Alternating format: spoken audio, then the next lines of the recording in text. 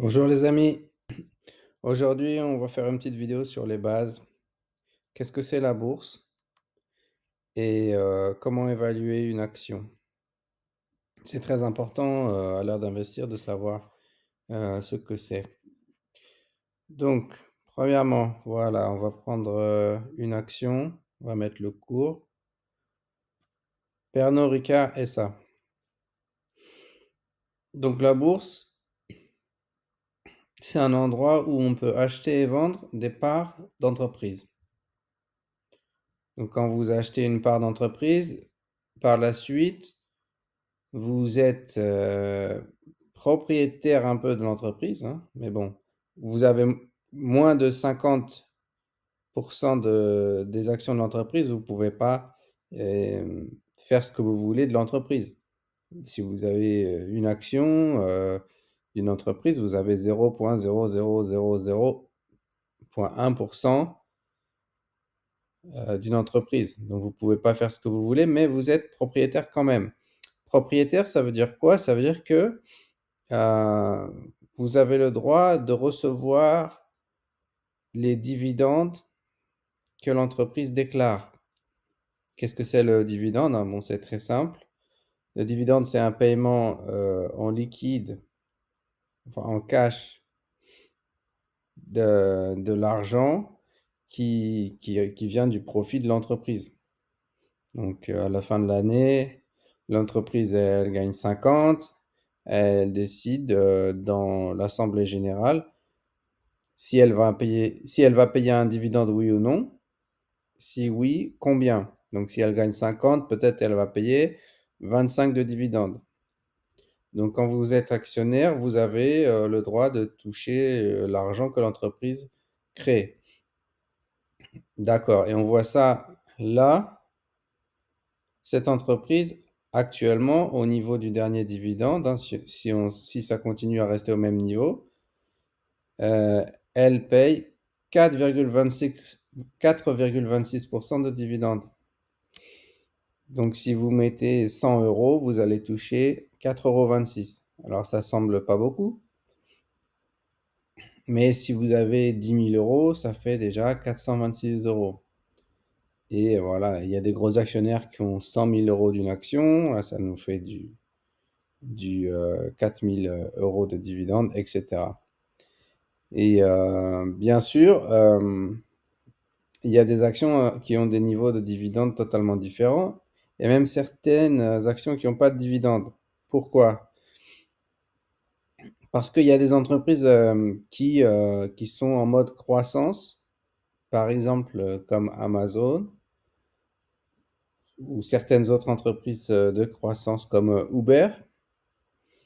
Et tout l'argent qu'elles gagnent, elles le remettent dans l'expansion. Donc Amazon, il gagne 50, eh bien, il va mettre 25 pour faire des entrepôts, pour faire plus de ventes en ligne, et 25 pour pour acheter des serveurs pour AWS, pour la partie cloud. Donc l'entreprise ne paye pas de dividendes. Il y a d'autres entreprises qui ne payent pas de dividendes. Par exemple, une entreprise qui a des difficultés, qui a trop de dettes, donc l'argent qu'elle gagne, elle va l'utiliser pour repayer sa dette parce qu'elle a trop de dettes, ce qui lui empêche de gagner beaucoup d'argent. Elle doit payer les intérêts, etc. Ça la rend un peu plus risquée parce qu'elle pourrait devenir banqueroute si les ventes baissent un petit peu parce qu'elle a beaucoup de dettes. Donc là, elle ne paye pas de dividendes, elle utilise tout son argent pour repayer la dette. Et voilà, il y a des entreprises qui ne font plus de profit parce qu'elles ont des difficultés. Ça arrive souvent dans les secteurs cycliques comme les mines ou les entreprises automobiles ou la construction. Donc ça, c'est la base. Donc on achète une entreprise en théorie pour le dividende.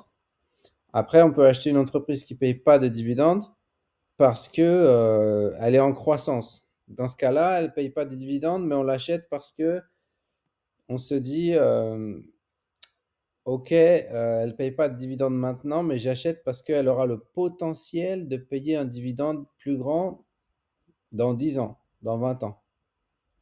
Donc c'est toujours le potentiel futur qui fait la valeur d'une action. Il y a des actions qui payent un dividende élevé. Et pourquoi? Parce que le marché, les gens qui achètent et qui vendent l'entreprise, ils ne la valorisent pas suffisamment bien. En fait, comme personne ne veut payer cher pour cette entreprise, pour cette action, le dividende est élevé. Mais si les gens veulent, le cours de bourse monte beaucoup. Par exemple, là, on a une action à 110 euros.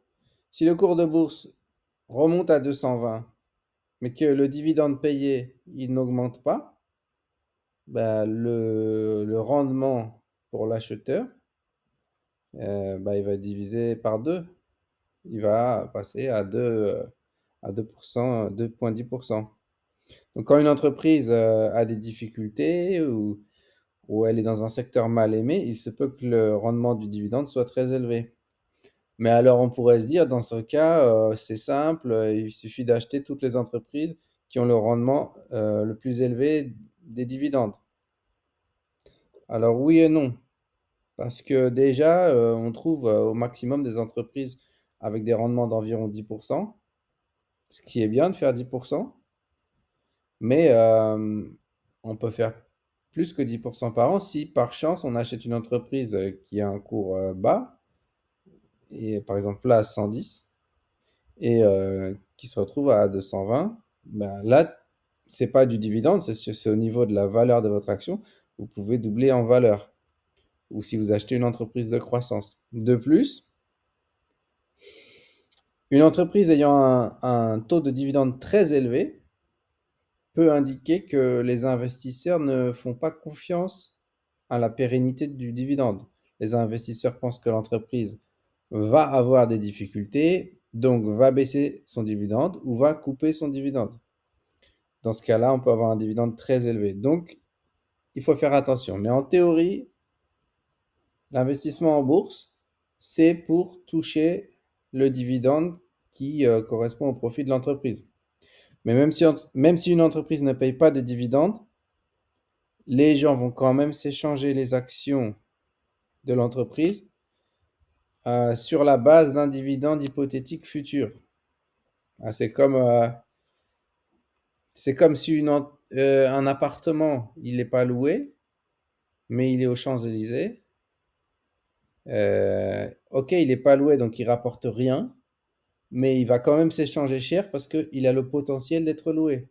Donc les gens ils vont s'échanger l'appartement des Champs-Élysées, le prix va monter au fil du temps, même si l'appartement n'est pas loué, qui rapporte rien, parce que l'acheteur se dit que potentiellement, si je veux, je le loue. Et là, quand on achète une entreprise, une action, potentiellement, si l'entreprise veut, elle me paye un gros dividende. Donc elle a une valeur.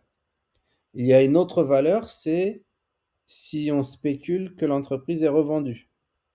Donc, si imaginons une entreprise de biotech, ça arrive souvent dans la biotech. L'entreprise ne gagne pas beaucoup d'argent, elle a des nouveaux produits, des nouveaux médicaments qui ne sont pas encore testés, mais les gens ils peuvent s'échanger les actions parce qu'ils spéculent qu'une grosse entreprise comme Pfizer ou Sanofi veut racheter la biotech. Parce que souvent, les grosses entreprises pharmaceutiques rachètent des entreprises petites de pharmaceutiques pour pouvoir accéder aux nouvelles molécules, à de nouvelles technologies, etc. Donc, il y a aussi le coût de la spéculation sur le rachat.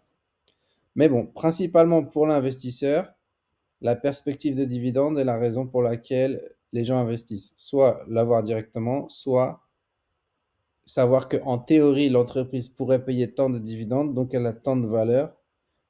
Donc, c'est le cours de bourse. Maintenant, on peut voir que le cours de bourse fluctue.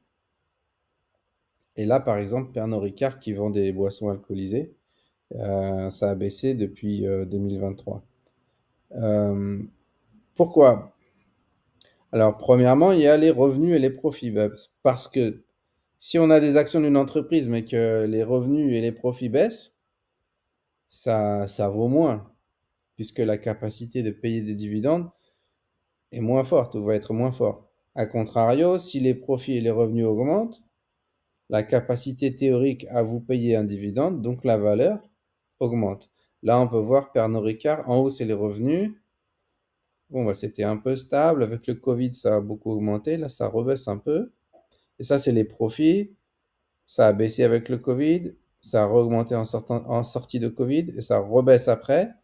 Là, maintenant, les investisseurs, ils sont pas très confiants sur l'avenir parce que les profits étaient en décroissance. C'est pour ça que le cours bouge. Donc, c'est compliqué d'investir.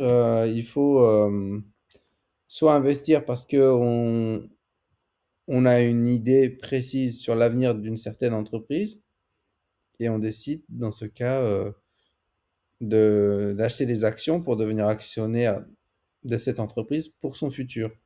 Ça, c'est investir dans la croissance. Euh, Surtout si on paye quelque chose assez cher. Parce qu'on est confiant dans la croissance, on connaît bien le marché, on est peut-être un expert de ce secteur, on achète pour le futur. Il y a un autre type d'investissement, c'est l'investissement dans la valeur. Chose que je fais plus, c'est de dire, bon, je ne sais pas trop comment ça va croître à l'avenir, mais je ne paye pas trop cher et on verra après. Donc, comment on dit je ne paye pas trop cher? Comment savoir? Ben, c'est simple, hein, c'est comme pour un appartement en fait. Si vous achetez un appartement, vous pouvez savoir à combien il se loue. Donc j'achète un appartement, on va dire à 100 000 euros. Je sais qu'il se loue à 10 000 euros par an. Donc ça devrait faire voilà, du 800 par mois, ou je ne sais pas exactement. Je sais qu'il se loue à 10 000 euros par an. Je l'achète 100 000, ça fait un rendement théorique de 10%. Donc voilà, c'est pas trop cher. Si on achète le même appartement à 400 000 euros, mais qui rapporte que 10 000 euros de loyer, ben on l'a payé 4 fois plus cher. Et le rendement, ça va être 10 000 divisé par 400 000. Bon, je ne l'ai pas en tête, mais ça va être, je sais pas, je crois que c'est 2,5%, un truc comme ça. Donc ça, c'est le rendement spot de l'achat. Et pour les actions, on regarde pas juste le taux de dividende, on regarde combien on l'achète. Donc là, on l'achète à 110. Combien elle va gagner. Donc là, c'est marqué là, c'est en anglais, c'est le bénéfice par action prévu. 7,42. Voilà, donc on achète cette action à 110. Il est prévu qu'elle fasse 7,42 de profit et qu'elle paye un peu moins de... En dividende, elle paiera peut-être 4. 4. Donc elle ne paye pas tout. Donc là, on peut estimer, voir si c'est cher, pas très cher. Donc des fois, on a des actions qui cotent à 100 et qui gagnent 30.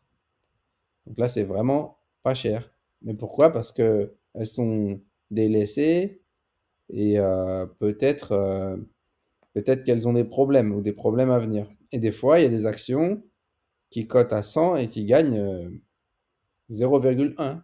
Donc là, c'est très cher, mais pourquoi? Parce que les analystes pensent que c'est une action qui a beaucoup d'avenir, qu'un jour elle va, pour l'instant elle gagne 0,1, mais un jour elle va gagner 10, un jour elle va gagner 50. Donc si l'action cotise à 100, qu'elle gagne 0,1, mais que dans 10 ans elle gagne 50, vous pouvez être sûr que le cours de bourse, il va exploser. Ce sera peut-être 50 fois 10, 500, ou 50 fois 20, 1000. Après, euh, il y a trois états financiers pour analyser une action. Donc, il y a le compte de résultat, là où on voit le chiffre d'affaires, donc le revenu, et les profits. Ça, c'est assez simple. Mais parfois, dans le compte de résultat, il y a des choses qui masquent la véritable capacité bénéficiaire de l'entreprise. S'il y a des amortisations, des dépréciations ou des écritures d'actifs pour, voilà, c'est des impairments en anglais, je ne sais plus comment ça s'appelle en français. Des choses comptables pour des dépréciations comptables. suite à des problèmes ou suite à des acquisitions. Donc là, ça va faire des écritures comptables qui vont masquer la vraie profitabilité de l'entreprise. Pour cela, il y a un deuxième état financier qui s'appelle le tableau des flux financiers. Et là, on peut voir exactement combien d'argent rentre, combien d'argent sort. Donc là, s'il y a des écritures comptables, ça va permettre de nettoyer et de voir exactement l'entreprise. Cette année, elle a eu 5 000 euros dans la caisse après toutes ses dépenses. Qu'est-ce qu'elle a fait avec? Elle a investi 3 000 euros. Comme ça, c'est clair. Mais dans un autre sens, parfois une entreprise réinvestit tout. Par exemple, on va dire Amazon, ils ont gagné 5 millions d'euros dans la caisse en une année, et tout de suite l'argent repart parce qu'ils ont construit plein d'entrepôts et de serveurs. Donc là, on voit 5 millions qui rentrent, 5 millions qui sortent. On peut se dire, bah, Amazon ne gagne pas d'argent. En fait, si, Amazon gagne de l'argent, mais elle investit dans le futur. Dans ce cas-là, il faut revenir au compte de résultat où Amazon va t'expliquer que, en fait, ils ont touché 5 000 après leur coût, que ça leur a fait un profit, je ne sais pas, de 4 000, mais qu'en fait, ils ont réinvesti tout. Donc ça, c'est expliqué. Et il y a un dernier état financier qui est la balance sheet, alors le bilan en français. Là, c'est pour voir si l'entreprise a des dettes ou a du cash. Bon, ça, c'est un peu plus compliqué, mais il y a des entreprises qui ont pas de dettes et qui ont beaucoup d'argent. Donc ça, c'est parfois aussi compté par le marché qui va payer un peu plus cher une entreprise parce qu'elle a beaucoup d'argent dans les caisses.